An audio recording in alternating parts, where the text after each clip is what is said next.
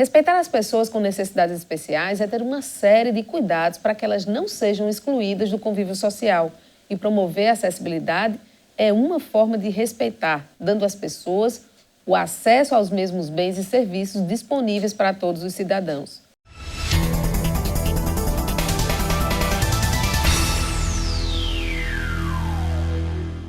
As pessoas com necessidades especiais têm os mesmos direitos que os demais cidadãos, e isso está na lei. É nosso dever respeitá-los. São cidadãos que precisam ter acesso às escolas, universidades, ao lazer e à cultura, aos locais de culto, edifícios residenciais, comerciais e públicos, e cabe ao Estado providenciar os mecanismos de inserção dessas pessoas na sociedade. Para isso, o Congresso já aprovou uma legislação que assegura os direitos das pessoas com necessidades especiais. E este é o nosso tema do programa de hoje. Para participar da discussão, convidamos a professora do curso de Arquitetura da Facisa, Mariana Porto. Professora, seja muito bem-vinda ao tema jurídico. É muito bom poder ter num programa específico do curso de Direito esse diálogo, né, essa interdisciplinaridade com outros cursos e desta vez com Arquitetura. Seja muito bem-vinda para nos esclarecer sobre algo que é direito, né, é do direito do cidadão, mas que existem muitas questões que precisam ser observadas sob o ponto de vista da arquitetura para conseguirmos respeitar esses direitos. Então, de início, eu gostaria de saber da senhora, temos avançado no que se refere ao respeito a esses direitos das pessoas com necessidades especiais? Então, Carla, primeiramente, eu agradeço o convite, né? É um prazer estar aqui, realmente fazendo parte dessa interdisciplinaridade que é tão importante, né, no cenário atual. E, assim, com relação a esses avanços a respeito da acessibilidade, a gente vem, sim, aos poucos caminhando para essa na busca dessa inclusão, né? Então, essa acessibilidade ela ainda não tem uma prática completa, a gente ainda não consegue observar toda a norma, né, toda a lei colocada em prática em todos os espaços que são obrigatórios, né, principalmente aqueles que foram executados anterior à época que foi colocada em prática a lei, né, mas que aos poucos a gente vem sim conseguindo adaptar esses espaços para todos os públicos, né? Então não existe uma diferença, né, entre as pessoas, então não existe grupos diferentes, existem necessidades diferentes, então essa inclusão social é muito importante para que a gente perceba que nós não somos diferentes de ninguém, né? Ninguém é diferente de ninguém, apenas há uma necessidade que alguns têm a mais do que outros. Nessa diferença de necessidade, a lei ela diferencia quem tem uma necessidade maior por ser portador de uma deficiência física, daquele que tem uma mobilidade reduzida? Tem sim. A lei ela é bem clara nessa diferenciação, né? Então, o deficiente ele é aquele que ele tem uma incapacidade ou uma limitação de realizar uma atividade, né? E aí essa deficiência ela pode ser física, ela pode ser visual, ela pode ser auditiva, mental, né? Já a mobilidade reduzida, ela diz respeito àquelas pessoas que não se encaixam, né, na deficiência, mas que tem uma limitação quanto à movimentação, né? Essa limitação ela pode ser temporária ou definitiva. Por exemplo, quem tem uma fratura no pé é considerado uma pessoa com mobilidade reduzida temporária. Né? Então, está limitado, né? Tá reduzida a flexibilidade dele, muitas vezes a percepção, a mobilidade e até a coordenação motora também. A gente está preparado para atender esses dois públicos de forma igualitária? Não, a questão da diferenciação, né, desses termos, do que significa, né, da definição deles, ainda se mistura um pouco na cabeça da sociedade, né? Então, todos são tratados ou como deficientes ou como os que as pessoas costumam chamar de normais, né? Então, não existe anormais, né? Mas a preparação dos ambientes para esses dois públicos ainda também requer uma consciência maior da comunidade. No que se refere aos prédios públicos, professora, a gente tem avançado, existe uma fiscalização também para que eles cumpram o que está determinado na lei? Existe uma fiscalização por várias entidades distintas, né? Desde dos departamentos de fiscalização da prefeitura, dos conselhos, né? Do CREA, que é o de engenharia e do CAL, que é o de arquitetura, das entidades financeiras também, que oferecem financiamentos, né, para a execução de algumas obras. Então, todas essas entidades têm os seus departamentos e as suas pessoas responsáveis por fiscalizar, né, todas as edificações. O Ministério Público, ele vem acompanhando bastante essas edificações de uso comum, né, de uso público. Algumas das fiscalizações, elas só acontecem após denúncias, né, ou após acidentes. Então, outras fiscalizações, elas acontecem antes da execução, que aí é uma medida atual, né? E aí facilita um pouco essa inclusão de acessibilidade, porque está sendo exigido, né? Então, a edificação ela só pode ser executada, ela só é liberada para ser executada depois da avaliação do projeto, dentro de todos esses parâmetros normatizados. Né? Mas, via de regra, esses arquitetos que estão trabalhando pós-lei, eles estão cumprindo efetivamente ou tem voltado muito projeto? Tem projeto ainda voltando, né? Porque eu costumo comentar sempre com os meus alunos, até brincando, né? A acessibilidade está na moda, né? E essa moda, ela ainda não caiu na prática de muitas pessoas, principalmente aquelas que já vêm no mercado anterior, né, já vem trabalhando no mercado anterior à inclusão da lei.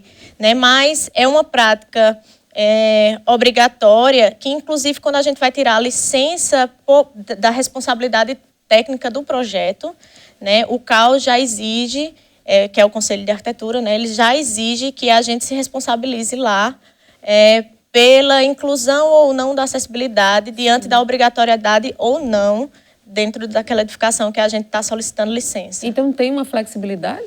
Existe, porque as edificações privadas, né, não são obrigatórias. As privadas que não são de uso comum. Né? Por exemplo, uma residência, ela não é obrigada a seguir todos os parâmetros de acessibilidade. Tá. Então, por exemplo, se tem um primeiro andar, se é um duplex, ele pode ter a escada, mas não é obrigado a ter uma rampa, por exemplo. Não é obrigado a ter uma rampa. Né? Mas a partir do momento que aquela edificação passa a ter um uso comum ou um uso público, ela passa a ter a obrigação da inclusão da acessibilidade. O primeiro bloco já foi, professora. A gente volta já. Vamos para o nosso primeiro intervalo e na volta discutiremos algumas questões ligadas à infraestrutura e à mobilidade. É 1 minuto só. Voltamos com mais um bloco, agora falando sobre planejamento e infraestrutura das cidades. Professora, quem depende de cadeira de rodas para circular na cidade? De que forma ela hoje está sendo efetivamente contemplada e tem o seu direito de ir e vir garantido? Como eu falei, essa adaptação ela vem aos poucos sendo colocada em prática, né? Mas a gente ainda encontra uma série de barreiras arquitetônicas, né, e urbanísticas dentro desse cenário de Campina Grande, né? A começar, por exemplo, pela deterioração de muitas calçadas que inviabilizam a passagem da cadeira com uma certa facilidade, né? Então, deixando que o cadeirante ele sempre dependa de alguém para auxiliá-lo nesse percurso, né? E encontramos grelhas, né, abertas, onde a cadeira, muitas vezes, quando passa, ela encontra um obstáculo ali que também não permite o seu fluxo. As calçadas estreitas, vias estreitas, né? Ou seja, as passagens livres, elas são interrompidas, às vezes, por uma lixeira, por um poste de iluminação, que são mobiliários obrigatórios, mas que não estão locados de uma maneira que não permite que essa cadeira ela circule normalmente. Não só nas ruas a gente encontra barreiras, mas na parte interna das edificações também, quando as pessoas pensam muitas vezes na largura que é necessário para passar a cadeira, mas não pensa, por exemplo, que essa cadeira tem que dar um giro, né? Muitas vezes, essa manobra às vezes é de 180 graus, de 90 graus, né? Então, às vezes até de 360 mesmo. Então, essa manobra muitas vezes não é pensada, né? Então, a cadeira ela encontra barreiras na hora de circular ali, porque o espaço que ela tem é limitado ao percurso linear dela, sem permitir o seu giro. Para além disso, você tem a falta de consciência das pessoas mesmo, no que se refere à calçada, né? Porque muita gente estaciona o carro em plena calçada e aí eu fico lá impedido até que a criatura resolva retirar o seu automóvel. É complicado. E a acessibilidade, também a gente sempre associa a uma cadeirinha de rodas, né? E a gente não percebe que tem uma série de outros, né, de outras pessoas que estão inclusas aí. E eu costumo dizer que a acessibilidade ela é voltado para um público como um todo. Porque a acessibilidade é o quê? É a condição de utilização com autonomia e segurança de qualquer espaço, de qualquer mobiliário, de qualquer transporte. Então, a acessibilidade é para qualquer pessoa. A partir do momento que você invade, estaciona um carro numa calçada, você está retirando a acessibilidade de qualquer pessoa que circule por ali, né? Então, as vias são para os carros, as calçadas são para as pessoas, e essa consciência realmente não... Existe alguma punição para essas pessoas? Existe. Algumas multas já vêm sendo aplicadas, né? Que isso também está colocado na lei. Mas, assim, a gente ainda precisa, além da consciência, claro que eu acho que é primordial, né, nesse processo, acho que a gente ainda precisa de uma quantidade maior de fiscalização com relação a esse tipo de atitude. A gente tem muitos bairros em Campina que não foram bairros planejados, mas, assim, que as calçadas simplesmente inexistem, né? Assim, ou elas são diminutas e a casa já está na rua. No limite. Né? No limite. E, para completar, ainda tem uma escadinha de acesso. Alguma possibilidade de mudança nisso? Considerando que são bairros antigos e há muito tempo estão ali estabelecidos. Isso é uma dificuldade que também a gente tem discutido bastante, né? Que principalmente em Campina Grande, que é uma cidade serrana, né? Então, assim, a gente tem muitas ruas de grandes desníveis que impossibilitam determinados ajustes, mas que precisa ser pensado numa alternativa de correção desse tipo de situação. Muitas das cidades estão trabalhando com indenizações, né, de certos locais, para que sejam melhor adaptados com relação a esse tipo de situação. A gente vê, de fato, aqui em Campina, rampas de acesso de garagem que tomam ali a calçada. Então, as calçadas, na verdade, têm um perfil totalmente irregular, porque cada um toma conta do seu espaço, à sua maneira. Público, né? Mas estamos como um espaço particular. Que é espaço público. É lamentável. A gente tem... para vocês da arquitetura, alguma referência de bairro aqui que cumpra a lei, ou que esteja mais próximo do que ela exige, e algum que esteja exatamente na contramão disso? Na verdade, assim, a gente não tem como frisar, né, como demarcar o melhor e o pior com relação a essa acessibilidade. Mas a gente costuma generalizar que os bairros mais antigos são aqueles onde a gente vê, né, um grau de desordem com relação a isso maior, né? E os mais novos, né, os que têm se desenvolvido, né, que têm sido colocada essa infraestrutura mais recente, é exatamente por conta de uma lei que é obrigatório, né, ser cumprida. Então, os bairros mais novos, eles já estão vindo com infraestrutura bem melhor com relação a esse tipo de acessibilidade, mas ainda com muita coisa a ser ajustada. Nesse caso, realmente, a lei estabelecendo uma mudança de comportamento, né? Nesse caso, sim. Isso. Esses bairros planejados, professora, que a gente vem aí, percebe anúncio nesse sentido, bairro planejado, condomínio horizontal fechado, o que a senhora pode nos dizer no que se refere ao cumprimento da lei? Esses tipos de empreendimentos, eles vêm buscando até para uma visão, né, dentro do cenário nacional, uma boa visão dentro do cenário nacional, eles vêm buscando cumprir cada vez mais esses parâmetros. Mas volto a dizer que os parâmetros mais seguidos e que a gente mais encontra são com relação a rampas, a inserção de rampas, né, onde o deficiente visual e o deficiente auditivo, eles têm uma dificuldade maior, né, até mesmo dentro desses empreendimentos, de encontrar as devidas adaptações para eles. No que se refere a senhora falando especificamente do deficiente visual, me ocorre a questão daquele semáforo sonoro. O que acontece que a gente, em Campina, eu me lembro que tínhamos 1 ou 2 instalados e depois isso sumiu, deixou de existir. Ali na Floriano Peixoto, passando ali era o sinal sonoro, mas não existe mais.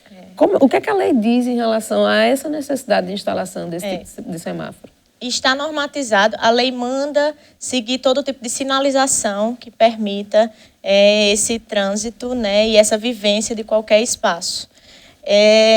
Está normatizado esse tipo de sinalização e realmente a gente não encontra, talvez ainda também pela falta de consciência, por achar que esse público ainda é um público pequeno, né, e achar também que as pessoas têm a obrigação de ajudar as outras pessoas e a informação a respeito da autorização da passagem, ela vir das outras pessoas que estão na Retira via, a autonomia, né? Retira totalmente a autonomia do cidadão e é necessária a instalação desse tipo de sinalização. E a gente realmente não vê nem manutenção naqueles poucos que já haviam aqui em Campina Grande e a gente espera que essa consciência seja despertada para a inserção de mais sinalizações sonoras nesse tipo de mobiliário. A gente continua a conversa daqui a pouco. Vamos para o nosso intervalo e na volta discutiremos os avanços e dificuldades ligadas à acessibilidade enfrentadas em Campina Grande. Voltamos com o nosso último bloco, agora falando sobre os desafios ligados à acessibilidade. Professora, ainda com relação ao trânsito e ao transporte público especificamente, na frota de Campina Grande, o que vocês podem avaliar, ou como vocês podem avaliar a questão do acesso do cadeirante aos ônibus? Alguns veículos da frota de Campina Grande já têm essa adaptação com relação ao acesso da cadeira, né? Mas, assim, o que a gente percebe ainda, por depoimentos de usuários, é que esse número é muito reduzido, o que faz com que eles percam muito tempo nesse translado, né, do uso desse transporte. A gente tem um depoimento de um aluno que trouxe para a gente um colega, mora próximo à sua casa, que utiliza o transporte público, ele é cadeirante, e que ele chega no terminal de integração às 20 horas e só consegue um ônibus que vá para a sua localidade às 22 horas, né, que tenha a possibilidade de inclusão da cadeira. Então, são 2 horas que ele passa ali no terminal esperando a possibilidade de ir para casa, porque o número ainda é reduzido. Então, a gente tem alguns depoimentos de usuários, apesar de também estar aumentando, né, essa adaptação desses veículos, mas a gente ainda tem uma limitação bem grande com relação a esse tipo de veículo. Quais são as disciplinas que vocês têm lá no curso de arquitetura da Facisa em relação à acessibilidade? A acessibilidade, ela é colocada para os alunos primordialmente na disciplina de ergonomia, né, que trabalha exatamente a adaptação do trabalho ao homem, né? Dentro dessa disciplina, né, desse componente curricular, a gente estuda especificamente, né, detalhadamente toda a normatização, a NBR 9050, que rege todos esses parâmetros de acessibilidade dentro de um projeto arquitetônico e urbanístico, né? E a partir desse componente, essa acessibilidade ela é colocada em prática em outras disciplinas, outros componentes, que são justamente as cadeiras as disciplinas de projeto de arquitetura, né? As disciplinas de urbanismo e as disciplinas de arquitetura de interiores. O próprio prédio da faculdade, ele serve de referência para os alunos ao estudarem a questão da acessibilidade? A gente tem alunos cadeirantes, né, lá na instituição, né, alunos que também têm mobilidade reduzida, né, e a faculdade ela traz, né, todas as possibilidades de translado desses alunos. Então, a gente tem circulações que possibilitam o uso da cadeira tranquilamente. A gente tem elevadores, né, e rampas, banheiros adaptados, que é uma exigência também da lei, né, que os banheiros têm que ter existe um percentual, né, com relação ao número de banheiros que têm que ser adaptados, onde no mínimo um banheiro de uso público ou comum deve ser adaptado ao uso da cadeira.